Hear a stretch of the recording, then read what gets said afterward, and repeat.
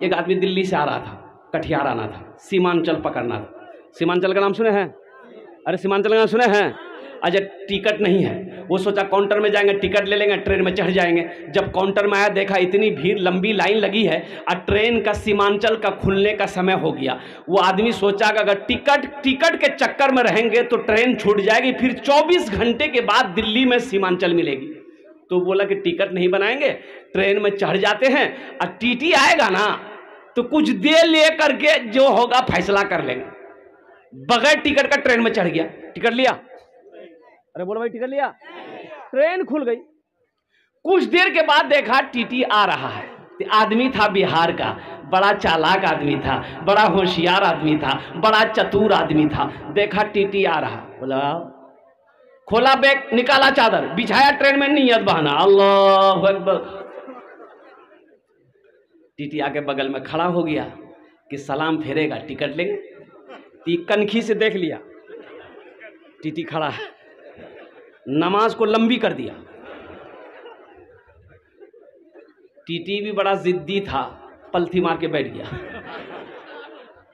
बोला हम समझ गए तुम्हारे पास टिकट नहीं है, इसलिए तुम लंबी नमाज की हो, जब तक हम टिकट नहीं लेंगे यहां से हिलेंगे नहीं। ये भी आदमी बिहार का था, सलाम फेरा, फिर नियत बांध लिया, अल्लाह अकबर। टीटी को बोलने का मौका नहीं देता था, टीटी को बोलने का मौका नहीं देता था। और कुर्बान जाओ, टीटी बैठा रहा, सलाम फेरे फिर नियत बांध ले, सलाम फेरे फिर नियत बांध ले। तो ये नौजवान बिहार का था, सोचा कि टीटी भागेगा कैसे। बोला अच्छा अभी इसको भगाते हैं। बस सलाम फेर कर खड़ा हुआ, जोर से बोला नियत करता हूं मैं 200 रकात नमाज की, दिल्ली से लेकर पटना तक, अल्लाह अकबर। टीटी भाग गया। बोले तुम नमाज पढ़ते रहो, टिकट नहीं लेंगे। नमाज के बोलो ना काज आछे, काज के बोलो आमार नामाज आछे, काज के बोलो आमार नामाज आछे।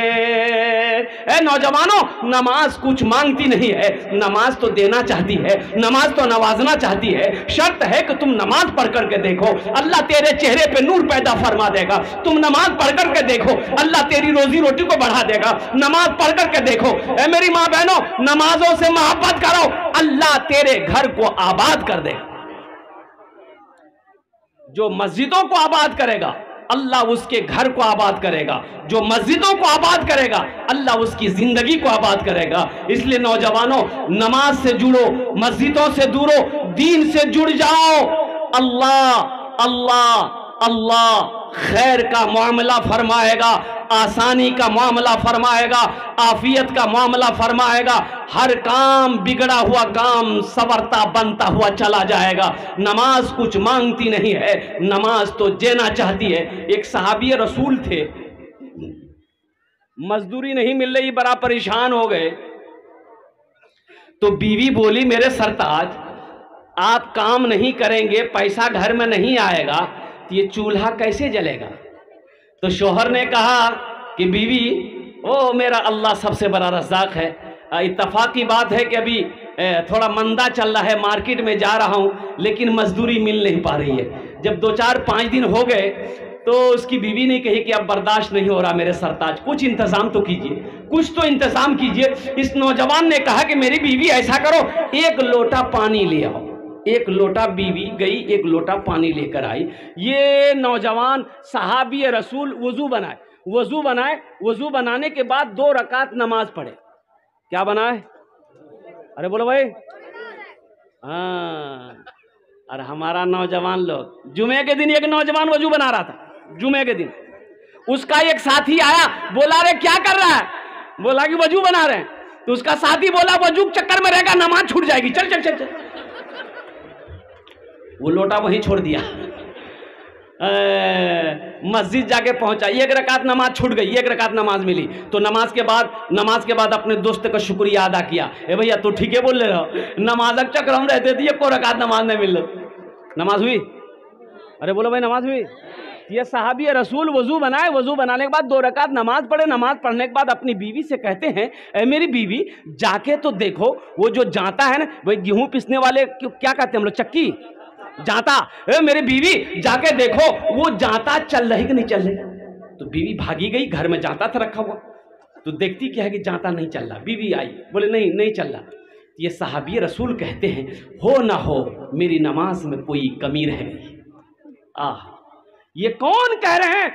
सहाबी रसूल कह रहे हैं, जो इमामुल अंबिया के पीछे नमाज पढ़ते हैं। सहाबी ऐसे वैसे को नहीं कहते। अल्लाह के रसूल ने इरशाद फरमाया, मेरे सहाबी सितारों के मिसले हैं। कोई वक्त का वली तो हो सकता है, गौस तो हो सकता है, कुतब तो हो सकता है, अब्दाल तो हो सकता है, अगर नहीं हो सकता है तो किसी सहाबी रसूल के कदमों का धूल नहीं हो सकता। एक ऐलान सुन लें, मोहम्मद फाइक साहब का भांजा है जिनका नाम मोहम्मद मेराज है। ये बच्चा गुम हो गया है, तकरीबन 8 से 10 साल इसका उम्र है। जिन भाई को मिले वो बराए मेहरबानी स्टेज पर पहुंचाने की जहमत गवारा करें। इसी तरह एक कलेवर गाड़ी है, वो भी गुम हो गया है। इसका नंबर PR39Z8624 है। मुमकिन है कि कोई साथी इस गाड़ी को रास्ते में खड़े होने की वजह से कहीं साइड में कर दिए हो। बराए मेहरबानी कमेटी का आपको इत्तला कर। सहाबी रसूल ने कहा कि हो ना हो मेरी नमाज में कोई कमी रह गई, ऐ मेरी बीवी एक लोटा पानी और ला कर दो। बीवी गई, फिर एक लोटा पानी लेकर आई। ये सहाबी रसूल फिर ताज़ा वज़ू बनाए। ताज़ा वज़ू बनाने के बाद 2 रकात नमाज पढ़े।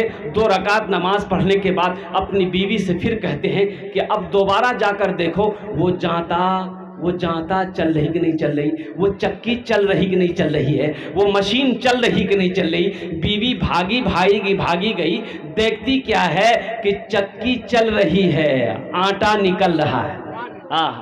चक्की चल रही है, आटा निकल रहा है। खुशी का ठिकाना नहीं है। घर में जो भी खाली बर्तन थे, उस बर्तन पे आटा भरो, इस बर्तन पे आटा भरो, इसको भी भरो। जिस बर्तन में पानी था, पानी को उंडेल दिया, बोला पानी तो फिर मिल जाएगा, आटा नहीं मिलेगा, उस बर्तन में भी आटा भरो।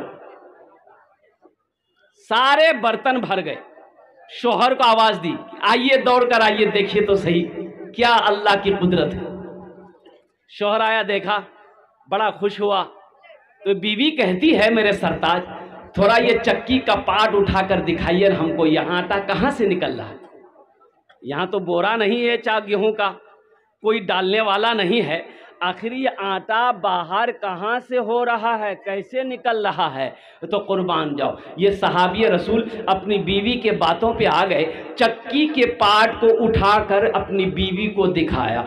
चक्की के पार्ट को उठाना था, आटा का गिरना बंद हो गया। आटा का गिरना बंद हो गया। ये वाकया ये सहाबी अल्लाह के रसूल सल्लल्लाहु अलैहि वसल्लम को जाकर सुनाया कि या रसूल अल्लाह ऐसा ऐसा वाकया हुआ। अल्लाह के नबी मुस्कुराते हैं, इरशाद फरमाते हैं, ए नौजवान, अगर तू चक्की के पार्ट को उठाकर ना देखता तो कयामत तक तेरी नस्लें, तेरे बच्चे उस चक्की का आटा खाता रहता, कभी आटा गिरना बंद ना होता। ये नमाज है। नौजवानों, नमाज कुछ मांगती नहीं है, नमाज तो देना चाहती है। हम गुनहगार हैं, हम गफलत की जिंदगी जी रहे हैं, जो अल्लाह के सामने अपनी पेशानी को हम झुका नहीं पा रहे हैं। इसलिए नौजवानों, इस जलसे से एक अज़्म लेकर उठो, ये पैगाम लेकर अपने घर को जाओ कि हाँ, हमसे भूल हुई है, हमसे गलती हुई है, हमने नमाजों को छोड़ा है, हमने फजर जुहर को छोड़ा है, हमने असर व मगरिब को छोड़ा है, हमने इशा को छोड़ा है। इंशाअल्लाह अभी से लेकर, आज की फजर से लेकर मौत की सुबह तक इंशाअल्लाह 5 वक्त की नमाज पाबंदी के साथ पढ़ेंगे। कितने नौजवान हमारा बच्चा तैयार हो, जरा हाथ उठाओ, इंशाअल्लाह मैं दुआ कर दूंगा। अल्हम्दुलिल्लाह तेरे डीजे पर बात है, यहाँ क्या औरतें भी नाचती है, डीजे पर जवान भी नाचता है। हाँ, ये देखिए हमारी माँ बहन है। अच्छा देखिएगा, सबसे बड़ी बात यह है, मुसलमान नाचने के लिए पैदा नहीं किया गया है। मुसलमान नाचने के लिए पैदा नहीं किया है। मेरी माँ बहनों सुनो, अल्लाह को क्या मुंह दिखाओगी, हशर का मैदान होगा, कुर्बान जाओ, शर्म से तुम्हारी निगाहें झुक जाएगी मेरी माँ बहनों। इसलिए ये डीजे का चक्कर छोड़ो। अच्छा भी आजकल का जो डीजे है, अरे बाप रे बाप, इतना खतरनाक डीजे है कि अगर वो सही से बच जाए तो बुढ़वा सब नाचने लग जाए। बड़ा खतरनाक डीजे है। मेरी मां बहनों, इस गुनाह से बचो।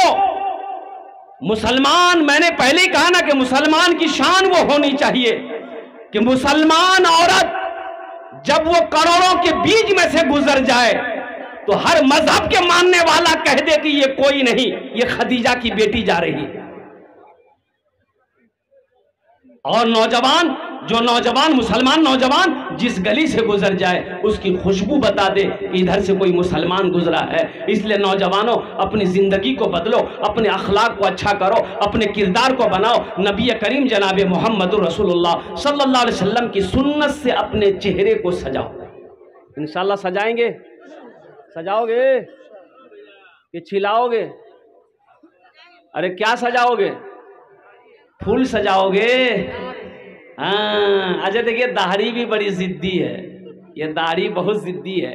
ये जब भी निकलती है मर्दे के चेहरे पे निकलती है, औरत के चेहरे पे दाढ़ी देखे इधर निकले जाएगी।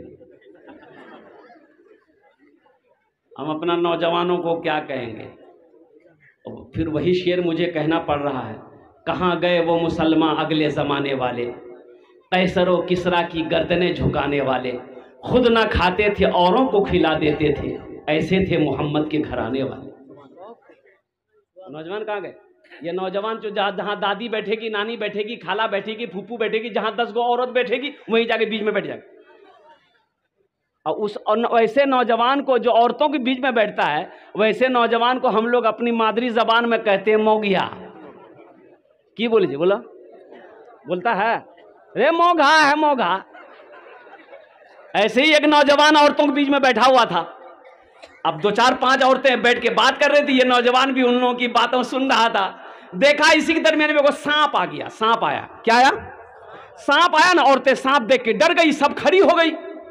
ये बुधवा भी यहीं बैठा हुआ था, ये भी खड़ा हो गया। तो औरतें चिल्लाने लगी, अरे कोई मर्द को बुलाइए, लाठी लेके आएगा सांप को मारेगा। कोई मर्द को बुलाइए, लाठी लेके आएगा सांप को मारेगा। ये बुधवा भी बोल रहा, कोई मर्द को बुलाइए, लाठी लेके आएगा सांप को मारेगा। कोई मर्द को बुलाइए।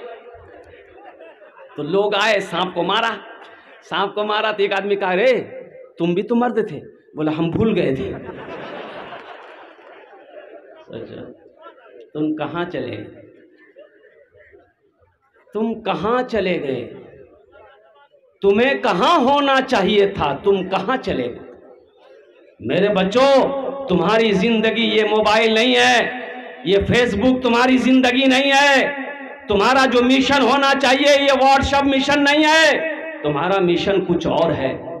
एक बात याद रखना, ये दुनिया फानी है, फना हो जाएगी। मौत एक दिन आनी है, आकर रहेगी।